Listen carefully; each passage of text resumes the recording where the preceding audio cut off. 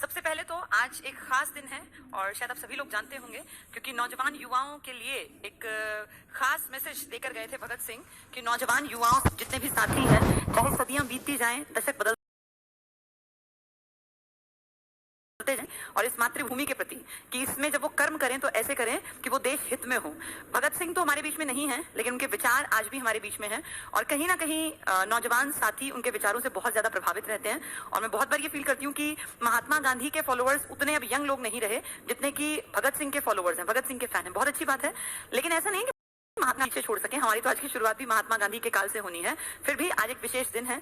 आज ही के दिन जन्मा था वो सच्चा वीर सपूत जिसने अपने प्राणों की बाजी लगा दी इस देश के लोगों को सिर्फ जगाने मात्र के लिए कि अगर मेरी फांसी पर लटकने के बाद भी ये इंडियन नौजवान युवा साथी जाग सकते हैं तो मुझे फांसी पर लटकना मंजूर है। और हंसते हंसते फांसी के फंदे को चूम लिया सिर्फ इसलिए कि कुछ युवा लोगों के मन में ये बात आ जाए कि अगर भगत सिंह एक अमीर अच्छे परिवार से संबंध रखने वाला एक बेहद हो सकते थे, अगर करियर वाइज में कहूं तो बहुत ज्यादा योग्य थे और कहीं बड़े अधिकारी के रूप में आसानी से अंग्रेजों के अंडर उन्हें काम मिल सकता था, क्योंकि नौजवान उस लड़के के अंदर काबिलियत थी। अच्छे कॉलेज से पढ़े थे, उस टाइम पे अंग्रेजी बहुत बढ़िया हो गई थी और कॉन्फिडेंट थे क्योंकि थिएटर से जुड़े थे, तो सारी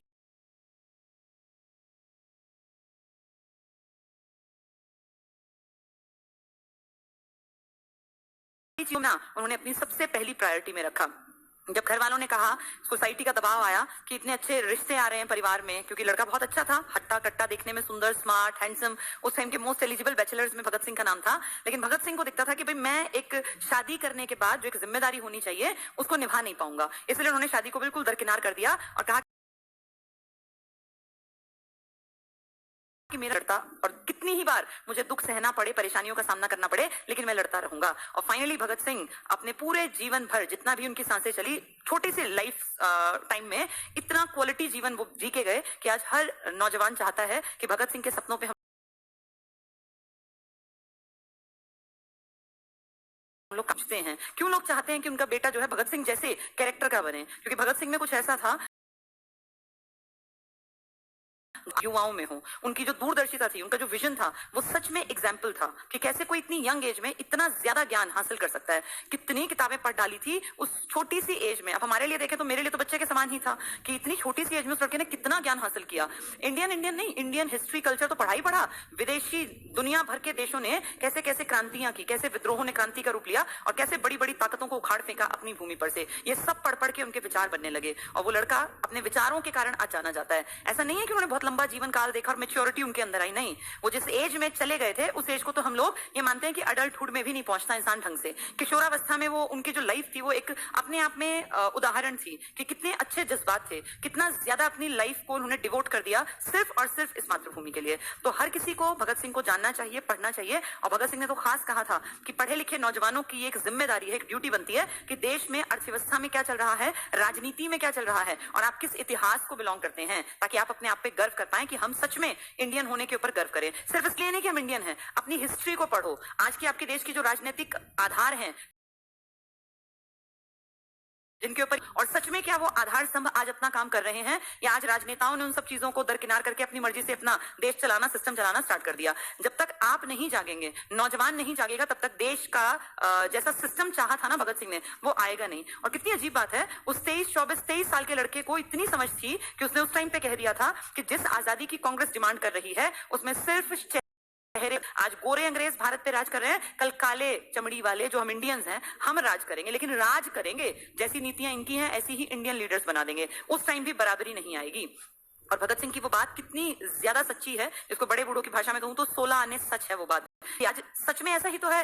एक किसान इस देश में एक्सप्लॉयटेशन का सबसे बड़ा जो सोर्स दिखता है किसान ही नौजवान हैं जो सड़कों पर हैं, परेशान हैं, दुखी हैं क्योंकि बेरोजगार हैं, उनको भविष्य अपना अंधकार में दिख रहा है। कितने ही औरतें हैं, बच्चे हैं, अगर देखें तो सेफ्टी कहां, सिक्योरिटी कहां? इस देश में क्या हम इंडियन होने के बावजूद भी ये कह सकते हैं कि हाँ हमारा देश सच में रहने लायक बचा है? कितनी गंदगी चारों तरफ फैला दी। और इसका कारण क्या है? इसका कारण है कि हम लोगों ने अपनी पीढ़ियों की ऊर्जा को सही दिशा नहीं दी।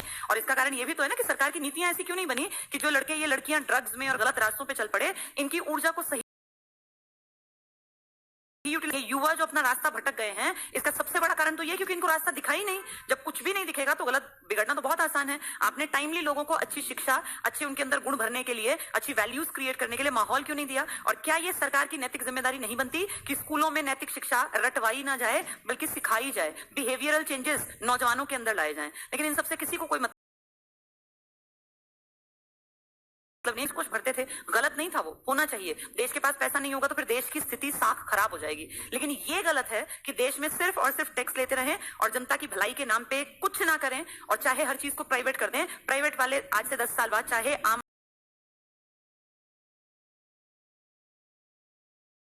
आदमी का, वो कंडीशन नहीं होनी चाहिए ना, क्योंकि हम कल्पना करते हैं कल्याणकारी राज्य की। कल्याणकारी मतलब है समाज के प्रति। आम आदमी की जिम्मेदारी नहीं है कि वो सड़क बनाएगा। वो क्यों बनाएगा? वो जनता है, वो प्रजा है। उसका काम है एक सेफ माहौल में अपने विकास के लिए काम करना। लेकिन वो सेफ माहौल देना, अच्छी सड़कें देना, अच्छी सुविधाएं देना, सरकारी अस्पतालों को अच्छा बनाना, सरकारी स्कूलों को अच्छा बनाना, जगह जगह पर जहां चाहिए पुल बनाना, जगह जगह पर ट्रैक बिछाना, ये सरकार की जिम्मेदारी है। क्यों? क्योंकि सरकार टैक्स लेती है। और ये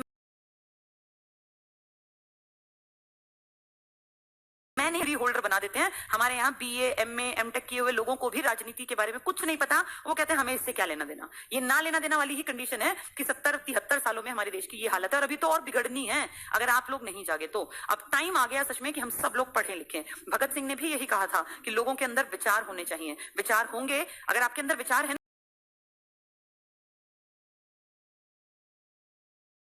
हम उन्हें याद करते हैं। कोई पर्सनालिटी तो उनसे बेहतर बहुत लोगों की थी, लेकिन नाम भी नहीं है। उनके विचारों के कारण भगत सिंह हम सबके दिलों में आज तक जिंदा हैं। और धीरे धीरे पढ़ लिख कर हमें यह समझ आया कि भगत सिंह ने बहुत सारी बातें सच्ची कही थी, लगभग सच्ची कही थी। वो देख पा रहे थे आज के भारत को कि 2020 भी ऐसा ही जाएगा अगर लोगों की समझ का दायरा विकसित नहीं हुआ। तभी उन्होंने कहा था कि सिर्फ अंग्रेज चले जाएंगे, लेकिन फिर काले जो इंडियन अंग्रेज है ना, या कोई भी एमएलसी बन जाए या कोई भी सेक्रेटरी बन जाए, तो उसका सिर्फ और सिर्फ एक टारगेट होता है कि इतना पैसा इकट्ठा हो जाए कि मेरी पीढ़ियां भी बिना कमाए भी उनको आराम से जीवन जीने का मौका मिले। यानी कहीं ना कहीं जनता का ही तो नुकसान हो रहा है ना। इतना पैसा आता कहां से है? जनता का पैसा ही है। तो आज भी हम लोग पूरी तरह से भगत सिंह के विचार एग्जीक्यूट नहीं कर पाए। पहली चीज तो उनके विचारों से तो होगा कि वो चाहते क्या थे। उनके विचारों को पढ़ें, उनको जानें, ये आप सब लोगों की मॉरल ड्यूटी है। इसलिए जब भी फ्री हो ना, टाइम कभी मिले, तो भगत सिंह का कुछ भी, गूगल पे हर चीज है, आप निकाल के कुछ भी, अरे 2 पेज भी पढ़ लोगे ना, तो आपको पता चलेगा कि वो आदमी क्या सोचता था, कितना अच्छा बेहतरीन विजन था। 10-10, 20-20 रुपए की किताबें अवेलेबल हैं जो भगत सिंह की लिखी किताबें हैं। मैं नास्तिक क्यों हूँ, बहुत अच्छी। भगत सिंह के जेल डायरी, जो वो पन्ने कि उन्होंने किस पेज पे क्या लिखा था, बहुत सारी चीजें हैं पढ़ने को। एक बार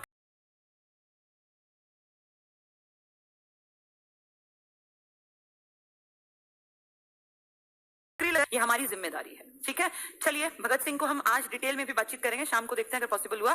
सबसे पहले हम, क्योंकि आज पढ़ना हमें है गांधी जी को, तो गांधी जी के बारे में बातचीत कर लेते हैं। भगत सिंह का तो टॉपिक बहुत बड़ा है, जो है ये मान के चलिए कई दिन तक भी पढ़ा जाए तो भी भगत सिंह के विचार, सारे विचार भी जानना पॉसिबल नहीं होगा, कई दिन की गोष्ठी चले तब भी। तो धीरे धीरे जब भी मौका मिले, थोड़ा थोड़ा अपनी चीजों को एक पीढ़ी को दूसरी को ट्रांसफर कर देना चाहिए, फिर दूसरी को अगली को। अपने घरों के बच्चों को, जिनके घर में भी आज बच्चे हैं 8 साल, 10 साल, 12 साल, 15 साल, उन सबको भगत सिंह के बारे में जरूर बताना। The legend of Bhagat Singh सच में देखने और समझने की मूवी है।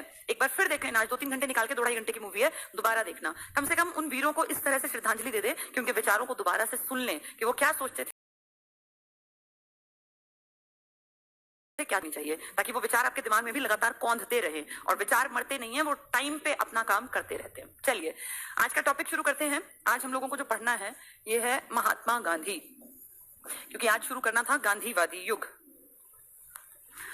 महात्मा गांधी, लेकिन क्लास पूरी नहीं हो पाई थी, तो महात्मा गांधी का जन्म 1869 में हुआ, 2 अक्टूबर को हुआ। और पोरबंदर राजकोट नाम की जगह है। राजकोट कहां पड़ेगा? गुजरात। तो गुजरात तो स्टेट हो गया, राजकोट एक बड़ा इलाका, और इसमें पड़ता है पोरबंदर। यहां इनका जन्म हुआ। पिताजी क्योंकि अच्छी पोस्ट पर थे, दीवान थे,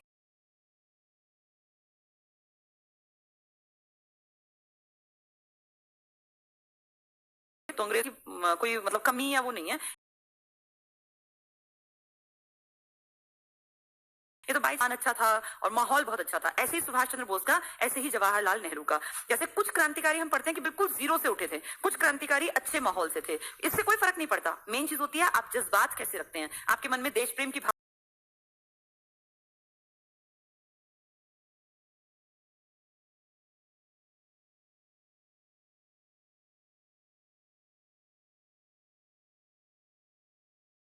भावना वो एम के गांधी लिखते थे। मोहनदास ये हैं जिसको हम गांधी जी कहते हैं, ये वो के मतलब करमचंद पिताजी और फिर अपना सरनेम। तो मोहनदास करमचंद गांधी, इनका जन्म हुआ 2 अक्टूबर 1869 को, और इनके पिताजी यानी करमचंद गांधी की जो वाइफ थी, यानी इनकी जो माँ थी, वो थी पुतली बाई। कई भाई बहन थे। 13 साल की एज में इनकी शादी हो गई थी, और इनकी जो पत्नी थी उनका नाम था कस्तूरा। ये मैं आपको पढ़ा चुकी हूँ, इनको बाप बोलते थे। जब ये 13 साल की शादी हुई, पढ़ लिख लिए, मैट्रिक कर लिया, फिर एक दिन माँ को बोले, माँ मुझे ना विदेश जाना है। तो विदेश का मतलब था अंग्रेजों के देश में जाके मुझे पढ़ना था। बहुत अमीर लोग अंग्रेजों के देश में जाके पढ़ लेते थे। तो माँ ने कहा, भाई बेटा मैं भेज तो नहीं पाऊंगी, और देख ऐसे तेरे पिताजी भी नहीं मानेंगे। तो उन्होंने कहा, नहीं किसी भी तरह आप पिताजी को मना लो। तो माँ को जो डर था, मैंने उसे बताया था कि भाई जाके वहां बिगड़ ना जाए, कहीं इसके वैल्यूज खत्म हो जाए,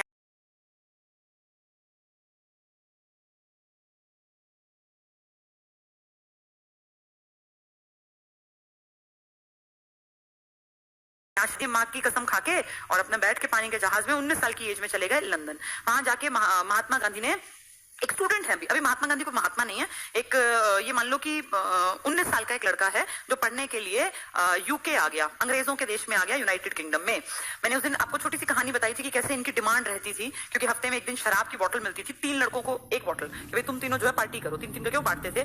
तो उस दिन महात्मा गांधी को सब ढूंढते, अंग्रेजों के बेटे भी, कि भाई गांधी कहाँ है, वेयर इज एम के गांधी, वेयर इज एम के गांधी। क्यों? क्योंकि अगर वो हमारे ग्रुप में होगा तो वो तो पिएगा नहीं, उसके नाम की बोतल हमें मिल जाएगी। तो इसलिए गांधी जी डिमांड में रहते। लेकिन अभी गांधी जी को बहुत बड़े आदमी नहीं है, पढ़ लिख के वापस आ जाते हैं। और जब इंडिया आते हैं तो इंडिया 18 लगा लीजिए आप 93 में ये इंडिया वापस आ। जो बड़ा केस मिल जाए, मेरा नाम हो जाए, लेकिन ऐसा कुछ नहीं हुआ। ये तो बैक स्ट्रांग थी, घर के खर्चे की चिंता नहीं थी, इसलिए चल गया। 1-1.5 साल काम धाम की कोशिश की, पर बात बनी नहीं। उसी टाइम पर एक बहुत बड़ा दुनिया में दूसरा बड़ा महाद्वीप है अफ्रीका। और अफ्रीका में क्या हालत थी मैं बता दूं। अफ्रीका में ना काम था, बहुत ज्यादा मैनुअल वर्क था, तरह तरह के बागान और रबड़ और इस तरह का यहाँ कामकाज था। तो इंडिया के जो अंग्रेज उड़ीसा जहां से मिले लोगों को पकड़ते, एमईओ में उनको चढ़ा देते, लड़कों को ज्यादातर, जो यंग लड़के 16 का 18 को, जो गांव में आते डंडे मार मार के बेचारे चीखते चिल्लाते, जो एसटी थे, कोई पिछड़े हुए लोग थे। उस टाइम तो लगभग इंडिया पिछड़ा हुआ था। जबरदस्ती उनको भर भर के रेलों से पानी के जहाजों तक पहुंचाते, और फिर पानी के जहाज में बेचारों को जबरदस्ती बैठा के, और उनको जैसे लोग ना स्मगलिंग करते हैं सामान इधर से उधर, ऐसे लोगों को वहां ले जाते। उनको एक पे लिखा हुआ, मान लो कि 10 साल के लिए ये मान्य है, तुम अफ्रीका में रहोगे 10 साल या 20 साल या 30 साल, इस तरह का बनाते।